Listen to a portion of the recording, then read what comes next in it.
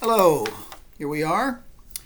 Well, now that spring break is over and the strangest of all semesters is continuing in its second half, we begin that second half of the syllabus today and shift from tears of pity and fear to what I hope will be tears of laughter.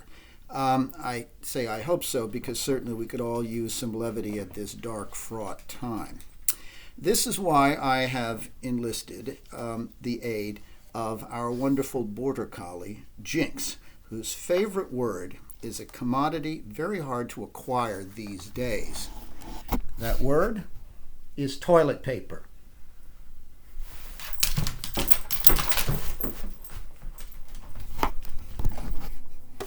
We'll rescue it, don't worry. Now, silly stunts like this aside, comedy is a challenge. It's much harder to teach than tragedy. And there are two reasons for this.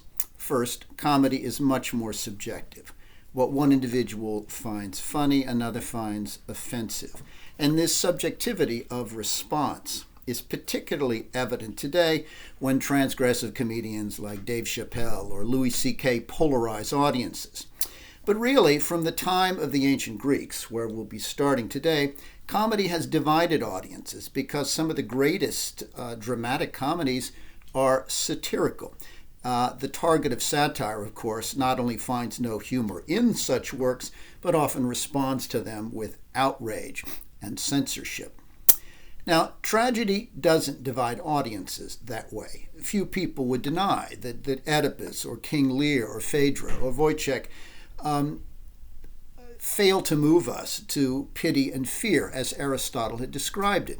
We tend to agree on what is tragic, but not so much on what is comic.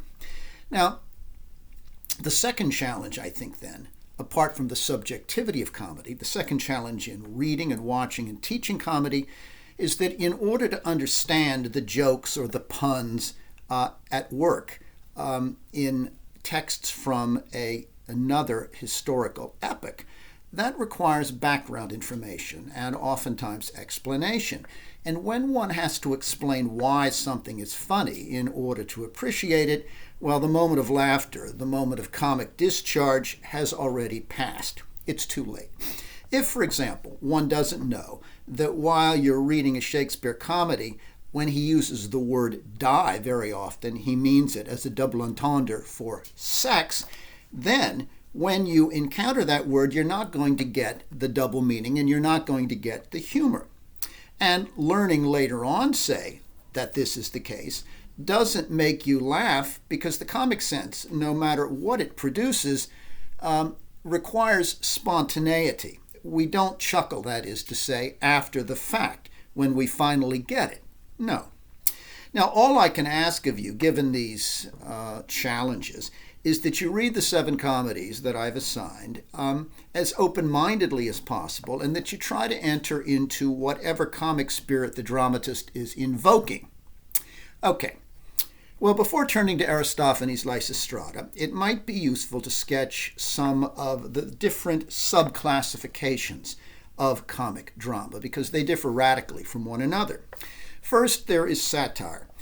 We find satiric drama from the ancient Greeks all the way into our own time, and as we'll see, although theorists define the purpose and effect of satire in different ways, I think we can say in general that the comic aim of satire is to expose and to ridicule an individual group or practice, or sometimes simply an individual, by prompting an audience to laugh at them. No matter what we may say about the nature of satire beyond that, as to its purposes, moral or not, that certainly seems to be a common feature. Now, Lysistrata, which is probably the greatest of all comedies from ancient Greece, is a satire directed against both war and patriarchy. Molière's Tartuffe, which we'll be reading, is a devastating assault on clerical hypocrisy and false piety in 17th century France. Now, a second type of comic drama, quite different from satire that we're going to be encountering, is romantic comedy, as perfected in Shakespeare's plays, such as You Like It, A Midsummer Night's Dream, Twelfth Night, Much Ado About Nothing, and interestingly and problematically also in the play that we're going to be reading, Shakespeare's The Merchant of Venice. All of these comedies have a focus that arises from blocked lovers trying to get together and the misunderstandings that arise in their attempts at that union, a union which always eventually succeeds, and inevitably these comedies end in marriage. Goldsmith's She Stoops to Conquer, written in the 18th century, also conforms to this description, at least in part. But She Stoops to Conquer is, as we'll see, also partly related to another comic subgenre, a third one, which we might call comedy of manners. Wilde's The Importance of Being Earnest, written in the late 19th century, fits this model of comedy of manners perfectly. Here, the humor is generated by the dramatist's depiction of specific social habits and mores and class differences that amuse us because they seem so narrow and very often so silly. Very often, these class codes involve courtship and marriage. Now, a fourth comic subset is farce. This is comedy generated not by verbal wit or social relations, or romantic desire, but comedy generated by horseplay, buffoonery, slapstick. The emphasis is on bodily humor, often ribald and gross humor, sexual and excremental frequently. Now, although Lysistrata is, as I've noted, decisively and predominantly a comic satire, Aristophanes uses elements of farce in the satiric process. Because after all, farce doesn't necessarily mean that there cannot be other elements, certainly satire, involved. Sometimes, in fact, it just means that the purpose of our laughter at broad humor needs to be re-examined as part of a larger satirical aim. On other occasions, though, farce can stand absolutely on its own as a comic subgenre, and it is meant in those instances just to cause a kind of profane belly laugh with no satirical, ethical, or other considerations at all. Now, just as some classic comedies that I've mentioned straddle more than one of the four categories I've outlined, so too some of the most interesting and challenging comedies ever written achieve a different kind of hybridity. They do so by folding elements of tragedy into their comic formulas and structures. We're going to see this, as I've mentioned, in The Merchant of Venice. We'll see aspects of it in the absurdist comedy by Ionesco, The Chairs, but above all, we'll see this fascinating fusion, this interplay of comic and tragic in Synge's extraordinary Irish drama, The Playboy of the Western World. But we begin today with the work by Aristophanes, the dominant comic playwright of ancient Greece, who was writing at the exact same time, same period as Aeschylus and Sophocles and Euripides. All of Aristophanes' surviving plays are comic satires. But if we look for a classical definition of comedy, if we look for some sort of taxonomy on the subject from Aristotle, who had, of course, much to say about the elements of tragedy, if we look for that from Aristotle, we are out of luck. Well, apparently Aristotle did write a treatise on comedy equivalent to his definitional study of tragedy, because there are references to that work, but the work itself has been lost.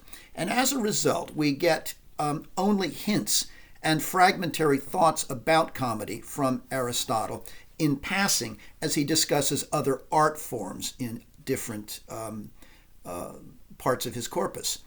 But it is clear that Aristotle took comedy quite seriously, and you'll recall that comic plays were indeed enshrined as a part of the festival Dionysia in ancient Athens.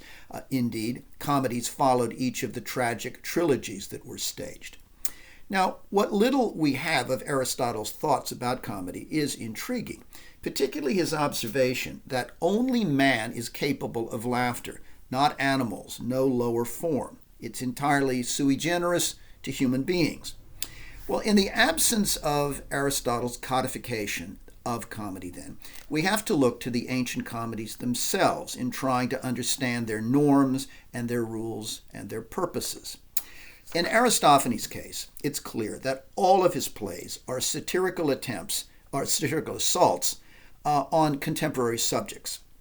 The Frogs, for example, satirizes tragedy itself, as Aristotle has an embittered Euripides and a pompous Aeschylus return from the afterlife in the underworld only to quarrel with one another. Aristophanes' implication here is that tragedians take themselves far too seriously. But this isn't to say that Aristophanes' comedies are not serious in their own satiric way. Laughter, after all, isn't incompatible with ethical urgency. For Aristophanes, indeed, the two, comedy and a certain kind of seriousness, are really inseparable. In another of his plays, The Clouds, Aristophanes satirizes several revered Greek philosophers, his contemporary Socrates above all. He mocks Socrates' practice of taking all sides of any issue. And this satiric mockery was pretty influential, as Socrates himself claimed that the clouds turned public sentiment against him.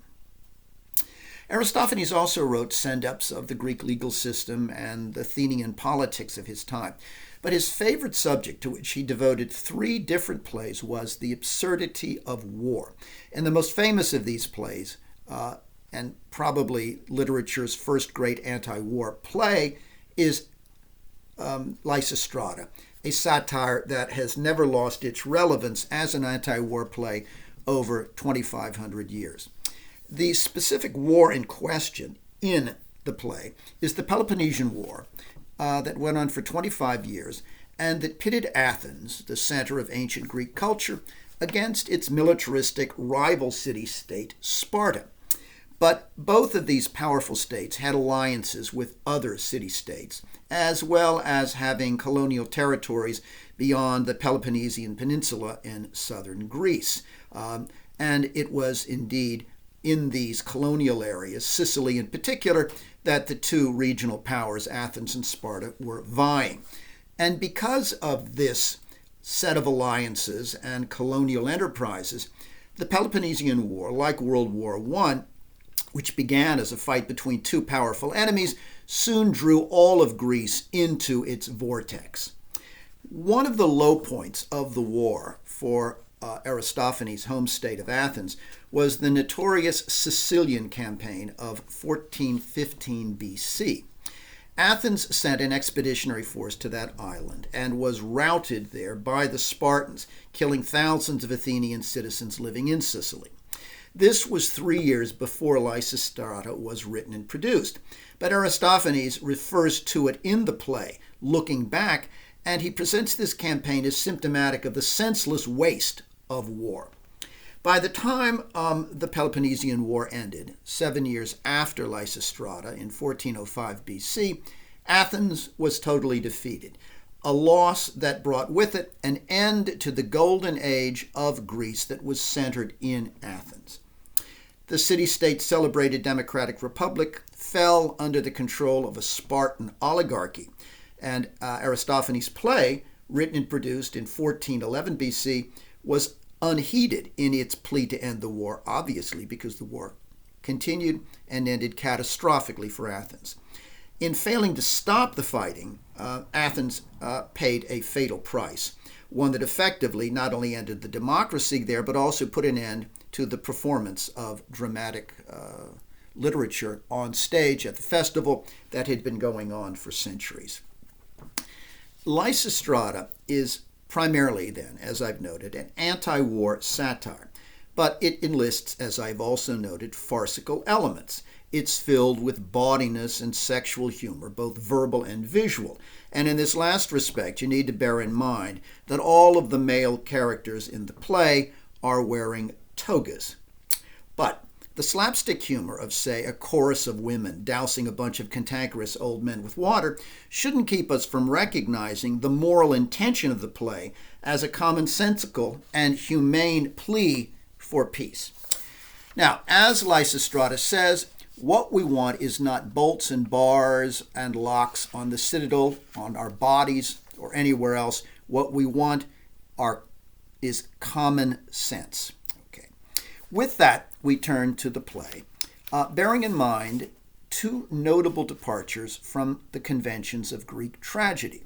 This would have been performed on the same kind of stage I described when we started talking about Sophocles and Euripides, but despite the similar staging and conventions, there are two differences in the productions of comedy versus tragedy.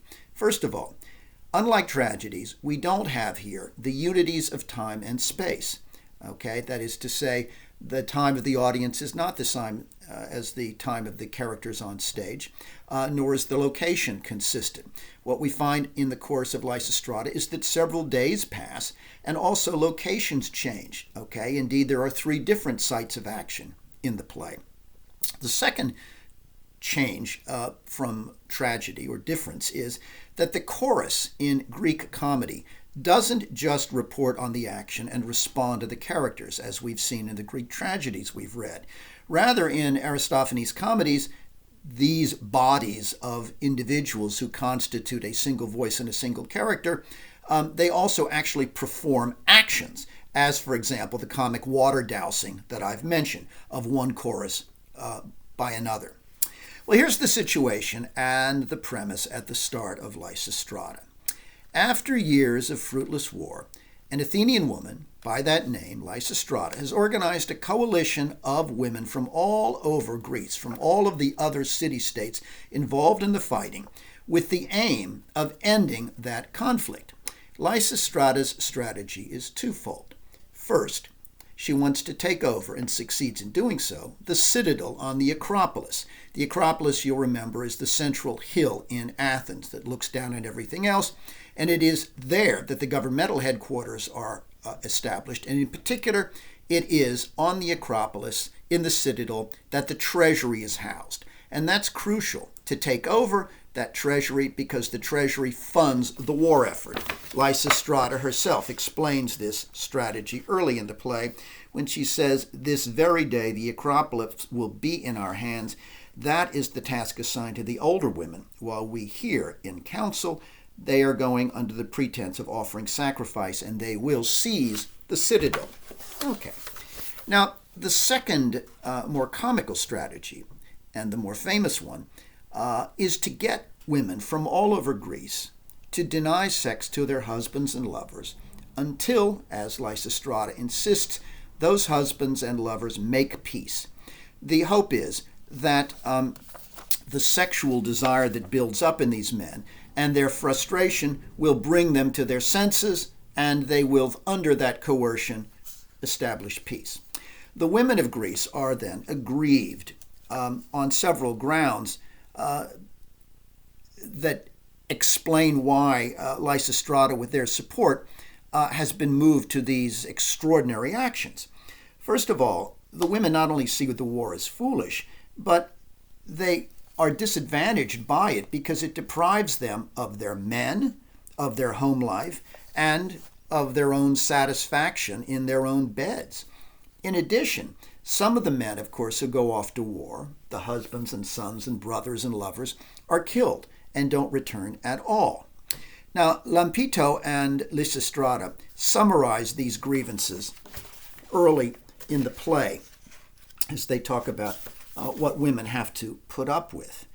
Lampito says, "As for my husband, if he ever does return from service, he's no sooner back than he takes down his shield again and flies back to the wars." To which Lysistrata replies, "And not so much as the shadow of a lover. Since the day of Melanesians betrayed us, I have never once seen an 8-inch long godemiche even be a leather consolation to us poor widows. Now tell me, if I have discovered a means of ending the war, will you all second me?" "Yes, yes.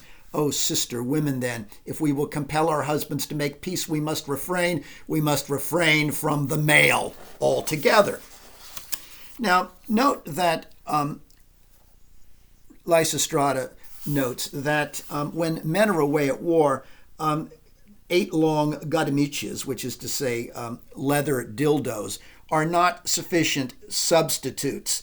The women are frustrated. They don't find self-stimulation satisfying or sufficient, so they want their men back in the flesh, as suggested in this earlier exchange with another woman, Calanice, which is filled with erotic double entendres.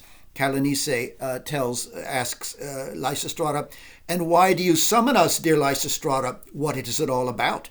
"A big affair." "And is it thick too?" Calanice says. "Indeed, both big and great and thick." Oh, yes. This is, of course, what the sex-starved women of Greece want, something big and thick to fill them. Now, note that Lysistrata knows that the only way to bring back what Calanice is missing, and she is missing, is for women to overcome, if only temporarily, their libidinal desires, to hold off from sex for a period of time by refusing their husbands when they return from war, thereby compelling these warriors to make peace if they want the sexual favors of their wives and lovers again. But Lysistrata proposes that the women who she is rallying do more than just withhold sex. She proposes that these women, in fact, go further and use their sensuality as a weapon to increase male desire and thus male frustration, and in so doing expedite the peace process. She knows the way men think. When Calanice says, "We women who dwell in the retirement of the household are clad in diaphanous garments of yellow silk and long flowing gowns, decked out with flowers and shod with little dainty slippers," Lysistrata says, yes, that's just the point. These are the very sheet anchors of our salvation, those scents and slippers and cosmetics and transparent robes, don't you see? You use those to arouse men, and then, in that state of arousal, in denying them, create the frustration which will force them, she hopes, to make peace. By dressing in the sexiest ways they can, diaphanously and alluringly, and wearing perfumes, women are to tempt men, intensify their desires, and drive them into a state of desperation so painful that they can no longer bear to go without sex, and therefore must see the light and make peace. Lysistrata puts it this way: "We need only sit indoors with painted cheeks and meet our mates lightly clad in transparent gowns of silk and employing all our charms and all our arts, and then they will act like mad and they will be wild to lie with us. That will be the time to refuse them, and they will hasten then to make peace. I am convinced of it." Well, this coercion, Lysistrata says, is necessary because men left to their own devices will just go on fighting irrationally, proudly, and destructively. Only women, she says then, can save Athens and all of the other city-states. The word save resonates throughout the play. Greece, she says, will be saved by women. Our country's fortunes depend on us. It is with us to utterly undo the Peloponnesian War. So, she later tells the pompous magistrate something very similar. She says, "Yes, we're going to save you, whether you will or not. Whether you like it or not, we are going to save you men from yourselves. Not just for our sake, but for yours." Now, this is, of course, an anti-war sentiment, but it is also something else, this idea of saving men, whether they like it or not. It is, on Lysistrata's part, also an implicit protest and challenge to patriarchy and to the rules, the subordinate, subservient, subaltern rules assigned to women. It's a challenge that recalls some of what Medea had protested, you'll remember, in Euripides' play, in describing the injustices of male-dominated Greek society. Well, Athenian patriarchy, that is to say, the group of powerful men who govern in particular, extend democratic rights only to other males, repressing women's liberties and also promoting the destructive war effort that disadvantages them all. Here is what Lysistrata tells the magistrate, who as a government official embodies patriarchy at its most official, rigid, and oppressive. In her first conversation with him, she says, instead of enjoying the pleasures of love and making the best of our youth and beauty, We women are now left to languish far from our husbands, who are all with the army. But say no more of ourselves. What afflicts me is to see our girls growing old in lonely grief. To which the magistrate says, well, don't men grow old too? Lysistrata's response, that is not the same thing. When the soldier returns from the wars, even though he has white hair, he very soon finds a young wife. But a woman has only one summer. If she does not make hay while the sun shines, no one will afterwards have anything to say to her. You'll note that some of these complaints are similar to those lodged by Medea. But here, in particular, Lysistrata notes that unlike men, who can always find young wives as they grow older, when women age or when women become widows, they are no longer marriageable. This is something we also saw in Blood Wedding. Rather, women, unmarried or widowed, are cast off as far as the marriage market goes, forced to grow old in loneliness, grief, and sexual frustration. Moreover, in war, Lysistrata makes clear, men are increasingly scarce. They're either off fighting or they're dead, leaving many women unmarried as they grow older, left in their days to consult oracles that never send them a husband.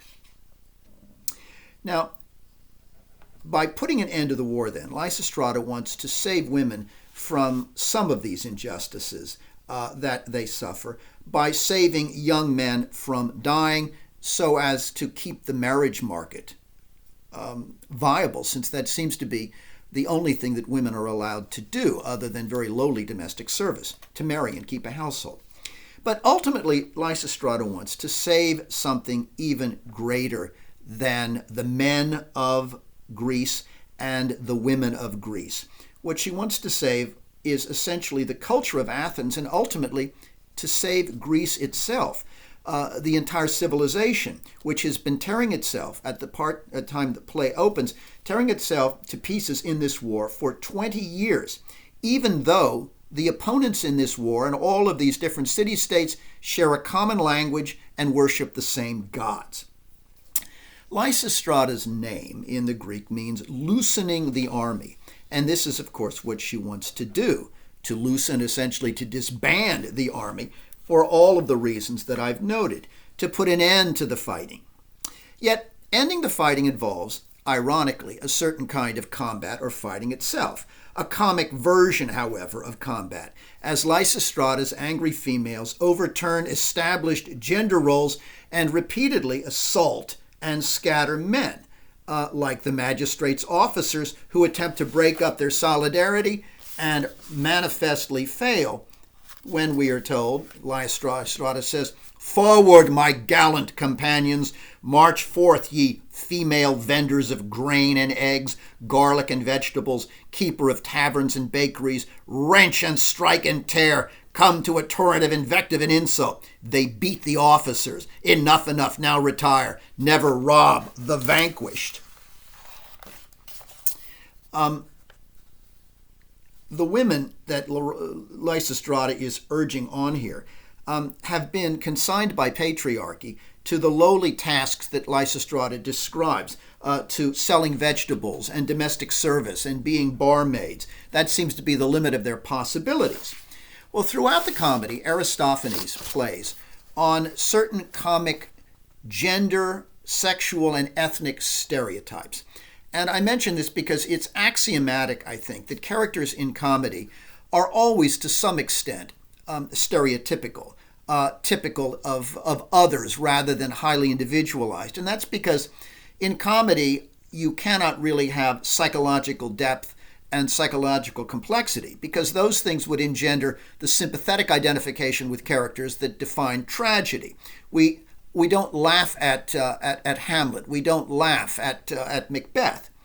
And on the other hand, we don't identify with comic characters in the way we do with tragic ones. Even characters like Lysistrata, who are admirable and who make us laugh at others, are not complex in and of themselves. Now, in short then, comedy often relies on stereotype and caricature, forms of caricature that audiences would recognize. in their time. For example, Lampito is from Sparta, where even women are schooled in the militarism that defines that city-state. Thus, Lampito brags shortly after she arrives, "I do gymnastics and practice the kick dance," she says. Well, Lysistrata looks at her and she likes what she sees. She says, you have superb bosoms, that is, breasts that are firm and well formed by your militaristic exercise. But there's another layer to this joke, as we're given a description of how Lysistrata squeezes those superb bosoms of Lampito. And the joke is this: while the women on stage are engaged in this kind of playful lesbian flirtation, they are, of course, being played by men in drag. So what is on one level then a joke about a kind of woman-on-women playful eroticism, as we find Lysistrata caressing the breast of this strapping Spartan woman, is at the same time being played upon by two men, played out on stage, who are engaged then in a sexual flirtation with one another that would actually be homoerotic. Okay, now this is, after all, I mentioned the same-sex playfulness and jokes here. This is, after all, the time and place of Greek love. That is, a time at the height of Athenian civilization when homosexual love, between men in particular, was a cultural commonplace, even among married men. It was not uncommon for a married man to have a boy as his lover, in addition to his wife. Now, you'll note, in fact, that at one point late in the play, Lysistrata expresses concern that when women deny their husband sex, the men might look for gratification elsewhere, specifically with one another. And if they do that, then they would be less susceptible to the female coercion that she'd hoped would get them to end the war by getting their wives back in bed. At the organizational meeting early in the play, Lysistrata asks the women to pray and make solemn vows to withhold sex to three different goddesses. The goddesses are Demeter and Demeter's daughter Persephone, who lives in the underworld. Both of these goddesses are representatives of fertility and associated in particular with a kind of bounty and production of crops and flowers. In short, with a kind of productive and reproductive female vitality. The other god to whom they pray and vow that they will withhold sex to coerce peace is Aphrodite, the goddess of love. Well, the assembled women invoke these three goddesses, all associated with life and or love, in support of their effort to overcome the male tendency toward the opposite of those things, toward destructive and self-destructive aggression driven by Ares, the Greek god of war. But what happens when the male spirit of violent aggression extends, as it could, to the bedroom? Well, Lysistrata considers this possibility and suggests that men who try to take their wives by force will feel little pleasure if, say, they attempt to rape them, because they will find that the wives, even if they can't resist them, nonetheless will exhibit very little satisfaction, and that will deny males pleasure. Kalanice says, but if our husbands drag us by main force to the bedchamber, then hold on to the doorpost. But what if they beat us? Then yield to their wishes, Lysistrata says, but with a bad grace. There is no pleasure for them when they do it by force. There's no satisfaction for a man unless the woman shares it. Some might dispute this, but it is her position. Now,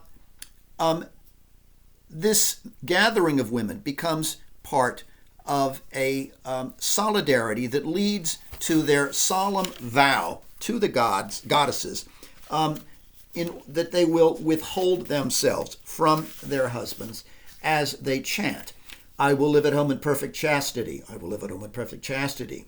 Lysistrata leads on, beautifully dressed and wearing saffron-colored gown, beautifully dressed and wearing a saffron-colored gown, etc., etc. Never will I give myself voluntarily. And they chant back, never will I give myself voluntarily. Kalanice says, and if he takes me by force, then she says, I will be as cold as ice and never stir a limb.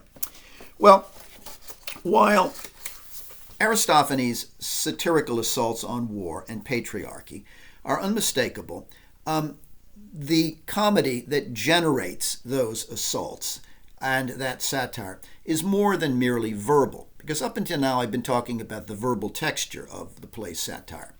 There are also, of course, two primary sources of physical comedy in the play. Farce, essentially, though in the service of satire. Farcical elements, physical elements in comedy that generate our laughter even more than the verbal.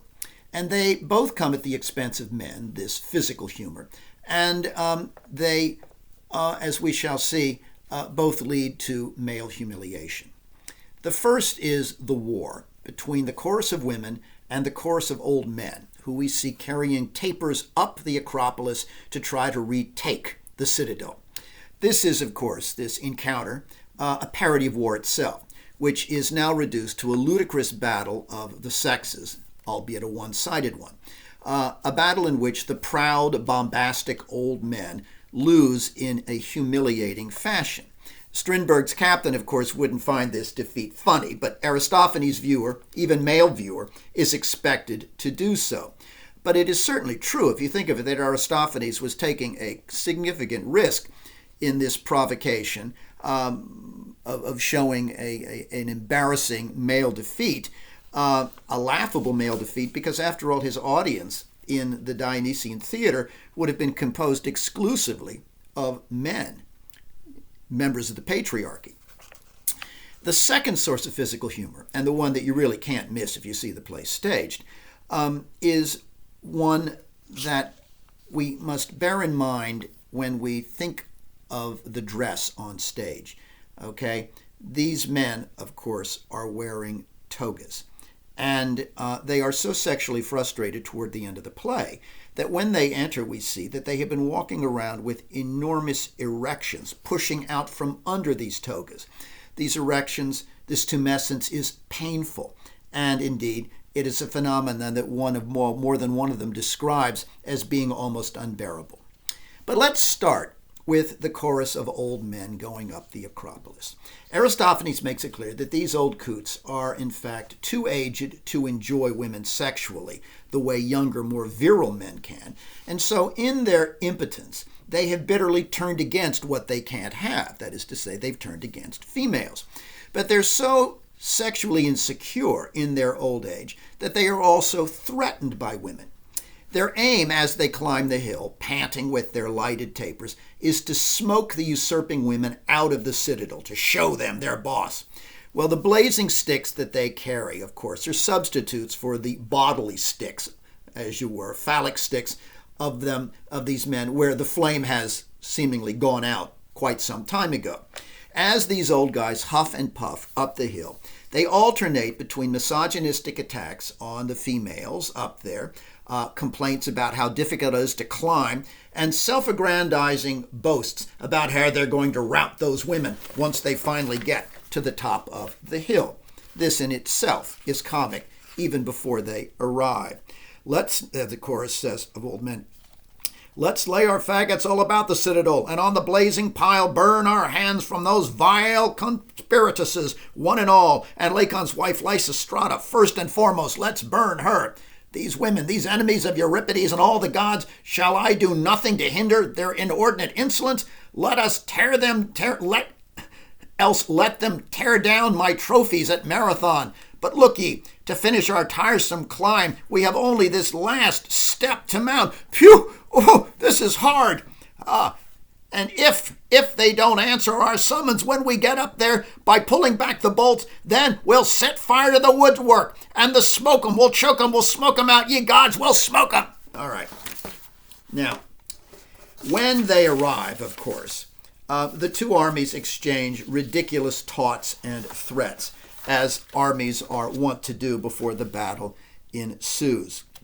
The old men arrive, and one in chorus says, let someone knock out 2 or 3 teeth for them as they did to Topopoulos. Then they won't talk so loud as they are now. To which the chorus of women replies, come on then, I wait with you unflinching foot, and I will snap you off like a bitch. Chorus of old men. Silence, ere my stick cut short your days. And if I had to batter you to pieces with my wits, what will you do then? To which the women reply, I will tear out your lungs and your entrails with my teeth, old man. All right, this is comic. The gender warfare here is essentially a ridiculous version of what Strindberg actually believed was the inherent state of warfare between men and women. But for Aristophanes, this warfare that we see depicted here so ridiculously doesn't have to be the case.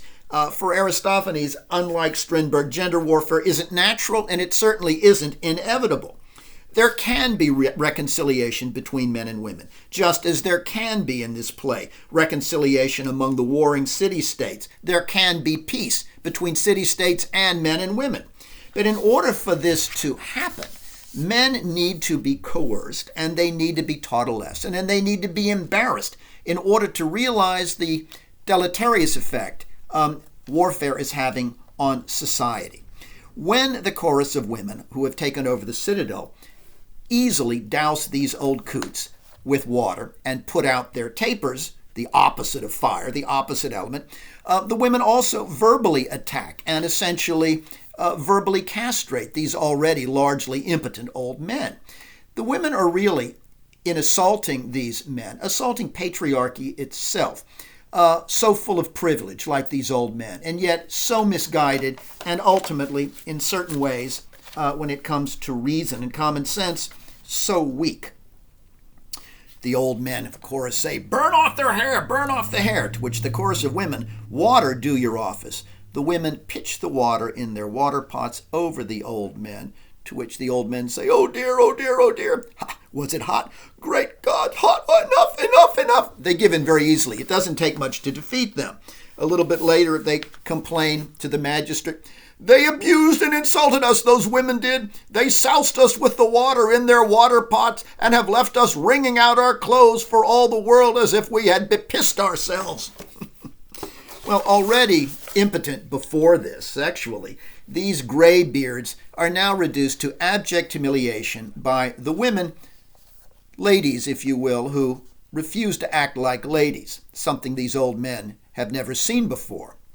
Well, when the old men appeal to the magistrate, he is as helpless as they are, and he offers only the ridiculous explanation that this female uprising has occurred not because patriarchy has suppressed women, but rather because husbands have been too lenient with their wives, teaching them in the process, quote, to love riot and dissoluteness. Well, this is, of course, absurd. This is the product, to a large degree, of the suppression of women. Lysistrata, of course, knows better, and she knows it from her own experience.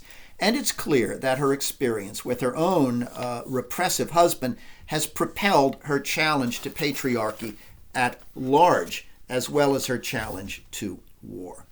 She says, all the long time the war has lasted, we have endured in modest silence, she tells the magistrate, all that you men did.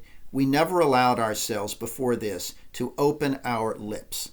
You always would say, mind your business, be quiet. That's what my husband would growl. Hold your tongue, he'd say, and I would say no more. Well, no longer. Well, for my part, I could say no more, but presently I would come to know you have arrived at some fresh decision more fatally foolish than ever. Ah, my dear man, I would say, what madness next to him! But he would only look at me askance and say, just weave your web. Do. Just weave your web. Do. Else your cheeks will smart for hours. War is men's business. You say anything else about the war or against it, and I will make your cheeks smart by beating you. Go back, do your sewing, and know that governance and war are the province of men. Well, clearly this informs this experience. Lysistrata's leading of a group of women against patriarchy and specifically against war. Well, after the old men on the Acropolis dry off, they rally once more and decide that they will make another attempt against these women, only to be overcome again, this time, however, just by threats alone. That's how weak and how terrified they are. Now, this exchange that takes the form not of actions, but just of language, the language of warfare, again, uses this particular bellicose idiom to create a kind of sex farce in which both the men and women speak of their encounter or would-be encounter here in the language of warfare, but it's also framed in a kind of comical way so that it is at the same time that it's a war farce, it's a sex farce, because they propose that they will prepare for battle on both sides by stripping off their clothing as lovers would before entering bed. Outrage, outrage, the old men cry. Things are going from bad to worse now. Let us punish these minxes, every one of them that has a man's appendages to boast of. If you got balls, come on, let's go. Come off with our tunics, for a man must savor his manhood. Come, my friends, let's strip naked from head to foot. Well, that would be an unfortunate sight, but of course you get to see some of it on stage. In response to this ludicrous idea that they are somehow going to be better equipped to overcome these women if they strip off everything, framed in a language of sexual power that they don't have, the women say, "Come, dames, off with our tunics." And quick's the word, women must scent the favor of women in the throes of passion. Just now you dare to measure strength with me, old graybeard, and I warrant you'll never eat garlic or black beans again, not a mote more if you try it. Okay. They're playing with the old men, okay, laughing at them when they say they're going to strip. We'll strip as we would, after all, as we would strip in the throes of passion. Only implication is, of course, you wouldn't know what to do with us if we were in the throes of passion. It is, again, a verbal humiliation, and the men go no further. This is enough for them. Well, like the women who are occupying the citadel, who I've just quoted, Lysistrata, who has stayed below, has no fear of male assault, okay? Men may make war, but she doesn't worry that they are in any way going to be able physically to overcome her and her group of women. So she comes voluntarily out before the magistrate to plead for peace in exchange for a resumption of sexual relations. But Lysistrata wants something more than just an end to the war when she speaks to this governor. She wants women, henceforth, to be part of the process of governing, or at least more involved in it, because, as she points out, women excel at all the things that are currently missing in Athens and that have helped to foment the war. What Athens is missing is thrift, collaboration, negotiation, and common sense. All the things that she says women possess. Given a chance, Lysistrata said, women could end this expensive and destructive war because they possess those talents. Thus, she says, do we not administer the budget of our household expenses? Sure. Just as we can manage a household, we could manage the treasury that we've taken over far better than you are, wasting money in battles. Similarly, Lysistrata tells the magistrate that women have a natural ability to disentangle political disputes of the kind that have led to and prolonged the war, a kind of skill at negotiation that men lack.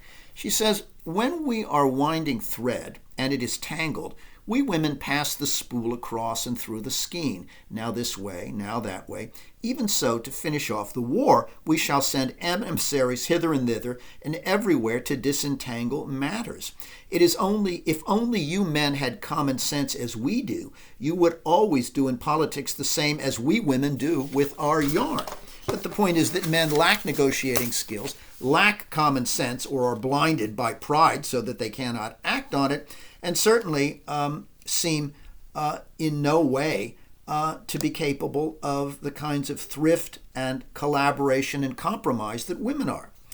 Thus, it's not surprising at the end of this that no matter how persuasive we may find Lysistrata's argument for the necessity of women's involvement in matters of governance, that despite that the magistrate completely denies what she is suggesting and wonders why women have anything to complain of at all. This complete cluelessness on his part prompts Lysistrata to lose her temper and to tell him, why don't you get on with it and just die? You are rich. Go buy yourself a beer. In short, die. Get out of here. You don't deserve to live. Now, this comes in the midpoint of the play, a point in which Lysistrata's challenge is twofold, okay? She has still to force men to agree to end the war, and she's trying to do that through this double strategy of occupying the treasury and the denial of sex. But she also has to accept the fact, to get men to accept the fact that, as I've suggested, women should somehow be more involved in the governing structure of Athens. But in addition to those two challenges that we have seen her articulate, I think it's fair to say that she faces a third challenge. Not one from men, so to speak, but rather a challenge from within her own female ranks. Because except for Lampito, whom she has dispatched to the citadel, all the other women that we see down below with her are balking at the demand of sexual discipline, of a self-imposed moratorium on sex, for the simple reason that these women are so highly sexed and horny themselves. In fact, Lysistrata has to repeatedly exhort them not to keep running off to have sex in secret with their men for their own gratification, but to look to the larger goal of denying sex for everyone's benefit. You wicked women, she says, have done with all your falsehoods and lies about where you've been. You want your husbands, that's plain enough, but don't you think they want you just as badly? They are spending dreadful nights. Oh, I know what well enough, but hold out, my dears, hold out. A little more patience and the victory will be ours. An oracle promises success if only we remain united. Shall I repeat those words that we swore to the gods?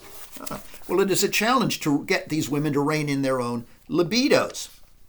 Okay, now, the first sign that Lysistrata's strategies are succeeding is the appearance of Synesius, an Athenian soldier and husband, who, when he arrives, initiates the second great source of farcical or bodily humor in the play. As he's approaching, Lysistrata says, looking in a distance, a man is coming. I see him approaching, all afire with flames of love. How can she tell he's all afire with flames of love? Well, because like other self-starved men, he is visibly rigid and tumescent under his rising toga. And this becomes unmistakable when he arrives on stage fully and painfully erect and explains his particular condition. Alas, alas, how I am tortured by spasm and rigid convulsion. Oh, I am racked on the wheel. Well, Lysistrata finds this rather humorous. She says to Synesius' wife, Marian, be it your task to inflame and torture and torment him still more. Seductions, caresses, provocations, refusals, try every means, grant every favor, always accepting what is forbidden. And our oath has, on the wine bowl, held us back. You can give him everything but sex. Lead him on. Lead him on. Now, what follows between this married couple in this scene is essentially cock tease comedy, as Synesius' wife, Miraine, torments him just as Lysistrata has instructed her to do. And the torment escalates as Miraine promises him that she will have sex with him only then, again and again, to defer and delay that consummation, all the while Synesius grows more and more turgid. She insists first that in order to have sex, they have to have a bed, okay? And then a pillow, and then blankets, and then finally perfume. Finally, Miraine makes the proposition that all of the women of Greece, under Lysistrata's direction, are making to their husbands, presumably in a similar way, at a similar time. Essentially this. You want Aphrodite, whose mysteries we have not celebrated for so long? Well, then put an end to the war. Sign a sound peace treaty. She proposes that once, and when he refuses, she continues to torture him until finally, at the end of the encounter, again she says, dear boy, will you vote? Please, vote for peace? He says, I'll think about it. And then she runs away, to which he says, I'm a dead man. She is killing me. Oh, he looks down at his own member. Poor little lad, how glad I am to give you what you want so badly, referring to his own erect penis and trying to console it that perhaps he will give it what it wants by voting for peace so that it can enter the body of his wife. Oh, ye gods, he says, what pains I have suffered. Well, a moment later, sort of reflecting the larger success of Lysistrata's strategy and the suggestion that the women of Greece are doing precisely what Moraine has done here, a moment later, a messenger arrives from Sparta. And the messenger says, I come from Sparta about making peace. And the magistrate, looking at him, says, are you a man or Priapus? Now, Priapus, as you might know, is that comical-looking little Greek god who carries a perpetual erection with him that is twice as tall as he is. Well, this herald, this messenger who has arrived, is suffering from the same painful condition as Synesius, sexual denial. And part of the comedy in this scene is not just what is poking beneath his toga, but also the cluelessness of the magistrate who can't really figure out what is the matter with this poor guy when he arrives and doesn't quite see the humor. He says, but look, are you hiding a lance there under your clothes, messenger? Surely. The herald says, no, nothing at all. Well, then why do you turn away like that and hold your cloak out from your body like that? Have you gotten swellings in the groin with your journey? What's the matter? Okay. Well, painful boners have replaced the lances of war, thus the reference to the lance. And the men of Greece are clearly now ready to surrender, if only to get back to sex. Note that with victory in sight, now, the women of Greece don't lord it over the men, especially those old men. Now, rather, in the spirit of peace and accommodation, the women's chorus try to ease the mailed men's collective humiliation by offering them comfort. Well, the men are clearly too old for sexual comfort or consolation, but the women do offer to remove a gnat from their eye, as a mother would. And the men are all too happy to surrender to this kind of gentle infantilizing. But the infantilizing here isn't menacing as it was in Strindberg's The Father, because now it's something that makes the old men content and kind of peaceable and social, but doesn't incapacitate them or make them feel abject. When they have removed the gnat, the old men say, oh, 1,000 thanks, the creature was digging a regular well in my eye, but now it's gone and my tears flow freely. The chorus of women say, I'll wipe them for you, bad, naughty men though you are. Just one kiss. Oh, no, certainly not. Just one. No, no, no. Clearly they're too old for that. So the women say, okay, that's fine. Come. The old men say, this is enough. Just it's thus. Come, the old men now tell the women, let us agree for the future not to regard each other any more as enemies, and to clinch the bargain, let us sing a choral song together. Thus, the first peace is established between the two groups who had been engaged in a kind of farcical war, reflecting the larger peace that is going to be established here. Now, while male sexual deprivation is one of the things that certainly leads to this peace in the play, that condition of sexual frustration that the women create has a byproduct that also contributes to the settlement. The men from enemy armies realize, okay, there is something for all our differences that we share. We have the same painful predicament. We have the same undischarged sexual desire. And they bond over this shared condition of painful sexual frustration.